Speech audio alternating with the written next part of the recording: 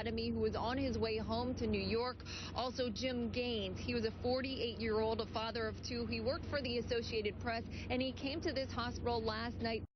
And he died early this morning here at Temple University from a chest trauma. Also, 39-year-old Rachel Jacobs. She was a mother of two from New York City, also a chief executive of a small tech firm.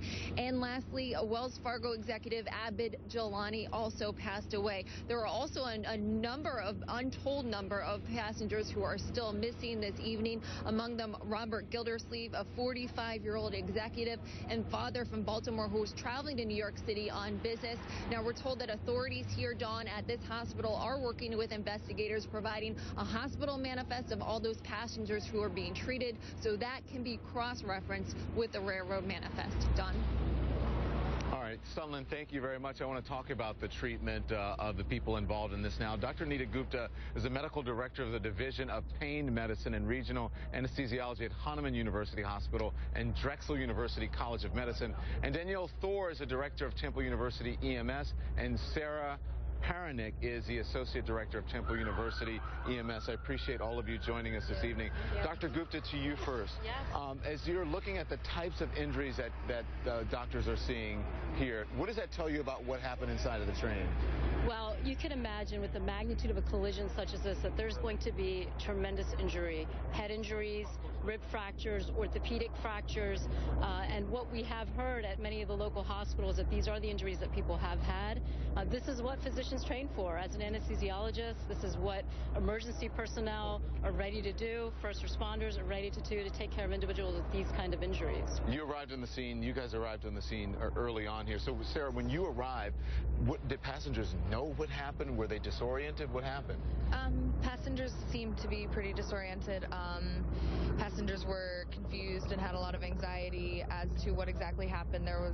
They were just complaining that they just heard a lot of loud noises and things got dark and they didn't really know what exactly was going on. So kind of reorienting them was part of our treatment. Now, I heard that you said when you got here you helped someone, a passenger was hanging from the ceiling. Explain that. What do you mean hanging from the ceiling? But describe that. What do you mean?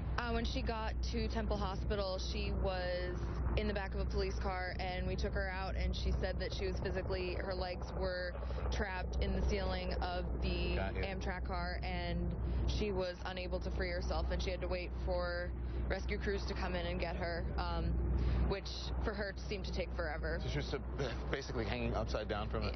Yeah, My goodness. Yeah, she sustained a lot of chest and abdominal injuries as well as hip fractures, pelvic injuries, things like that. So it was traumatic injuries. Do you know what happened to her?